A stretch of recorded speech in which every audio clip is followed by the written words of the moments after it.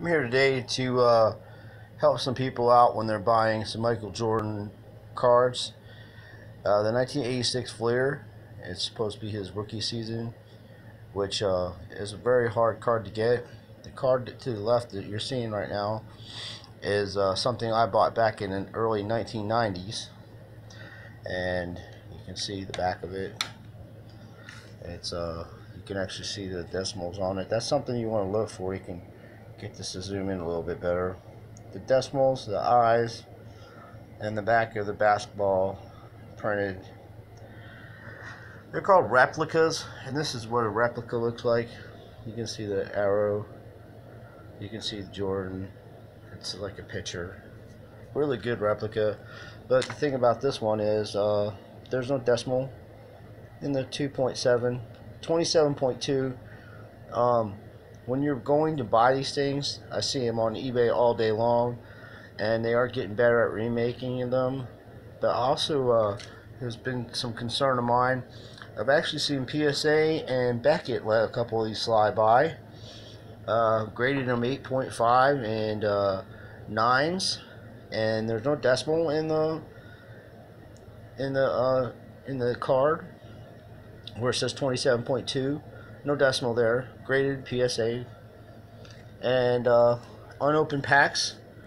I've seen people unopened packs by GAI, and wrong cards were in there. No chewing gum. Just counterfeit, complete counterfeits. And this one, as I said, is something I bought in the early 90s from a reputable card shop. So I'm pretty sure this was around. There was no reprints at the time in the early 1990s, 92. I graduated high school in 1990. I'm giving away my age a little bit. But I actually saw Jordan play live. I seen him play again when I was in Orlando against the Magic. I've actually grew up watching Jordan. And it's despicable, some of the things that's going on in the card industry. But the fact of the matter is this. If it's too good to be true, it's too good to be true. I wouldn't let anybody grade this card. I'd have to be on top of them, standing there watching them grade it, because I don't trust PSA, nor do I trust any company that has an auction. They will switch your cards out. They did it with my Derek Jeter. I have a Derek Jeter Upper Deck short print. I sent in a card. It was in perfect condition, and when I got my card back, it was a 6, and it had scuffs on it, and wasn't even the same card. The only card that I have gotten back from them that they haven't messed with, I've had a few different incidents, but for some reason the Upper Deck short print Austin Matthews, that card's hard to replace or to make duplicates of because of the way Upper Deck does the hockey. But these things right here are complete reprints. The 2.7, the 27.2, I'm sorry, dead giveaway, older reprints. People were selling them on eBay. People were bidding on them to the high ends. I've seen one go for $2,000. Now, at that point, I would actually consider buying a graded card over a non-graded card, but everybody's trying to get this 10, and everybody's trying to get the perfect Jordan card and this and that. Most of the people that are buying these cards from 86 Fleer weren't even born to even see Jordan play, have no idea how good he was, have no idea that he is the greatest basketball player. Him and Larry Bird, in my opinion, and Magic Johnson are innovators of the game. Julius Erving. I grew up watching those type of players, and basketball nowadays, the closest thing you're probably going to get to that style of play is a LeBron James. He probably could have played back in the 80s and in the 90s.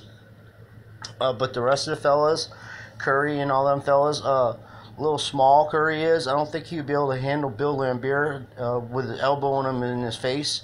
And the style of play they used to play back then, driving to the net, you're definitely going to get opened up. Jordan reinvented his game.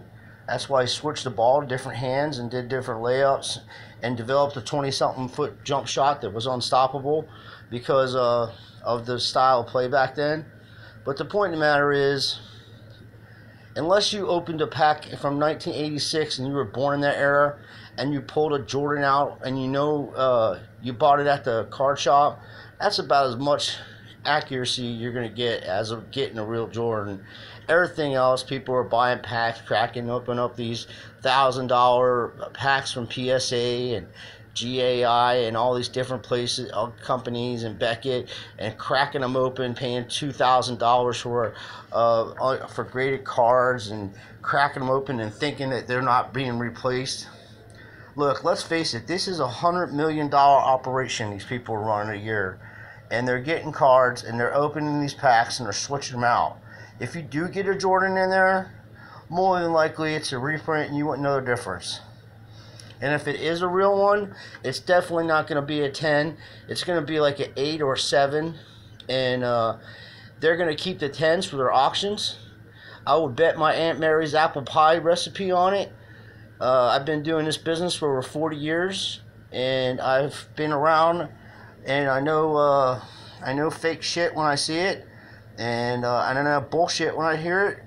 And PSA and GAI and a couple other companies are full of shit. They're switching your people's cards out. They're auctioning them off. You can go to their get their PSA guideline book, and they'll tell you the price guides of it, and they also tell you when their auctions are. But the reprints, you can see the arrow, the way the card is itself, just total reprint. But I bet you can send some of these cards in. You send about 100 of them in, and out of 100, somebody's going to miss this to 27.2. They're going to miss the fact of the matter that it's a reprint, and they're going to grade it, and it's going to be on eBay in a few weeks, and people are going to sell it for thousands of dollars. But like I said, this card here, I know that I bought this card. I know that it was around before the reprints, and people will say whatever they want to say about me getting it graded, but at the end of the day, I know that my card isn't going to get switched out, and I'm not going to be disappointed with not having my card that I bought. So I'd rather take a chance and have it in a hard case of one touch and keep it for myself than to send it in to some company that's going to switch it out and make $30,000 or $40,000. And by the way, if you pay $500 for an unopened pack of cards, you're definitely as too good to be true, because a case of those cards go for $80,000, between $59,000 and $80,000 unopened from legitimate companies. These packs of cards that are 1986 Fleer cards are probably $4,000, $5,000 a pack. And if you're getting them for $1,200 a pack, use some common sense, folks. Those cards are worth thousands of dollars a piece, and people are monopolizing the industry, and they're hoarding them, and you're getting fake reprints, and you wouldn't know the difference between a reprint and a real one because you never seen them before, because like I said, most of the folks weren't even born when he was around playing. So you're buying reprints and not even knowing it. And don't feel bad, it's not your fault. It's the industry. There's money, and anytime there's money in something, people are going to do what they can. They did it with Ken Griffey Jr. rookie cards back in the early 90s. They made thousands and thousands and thousands of them, and every one of them was a 10, and they were selling for $2,000, $3,000 a piece. And now you can go on the internet and buy a Barry Bonds rookie card, or the same card that somebody paid $1,000 in the 1990s for $2 or $3 graded PSA. There's something wrong with that picture, Just be careful and be cautious when you buy stuff. Just a little bit of advice. I just wanted to let you know. I'm just disgusted with the whole way the industry has gone with a particular style of cards. Like, children can't even go out and get a 1986 Fleer set to enjoy old style players. I've actually seen idiots open up the cards and don't even know who Alex English is, or Jim Paxson, or Carl Edwards. Don't even know who they are. All Hall of Fame players, most of them. And they're like, oh, it's not Michael Jordan, because that's the only person they know out of the whole series. Wouldn't know who a Hall of Fame player was if you walked right by him. So it's kind of pathetic that little children can't collect 1986 Fleer basketball because adults and PSA and GAI and all these companies have made it to the point where you can't even go out and buy a set of basketball cards for your child.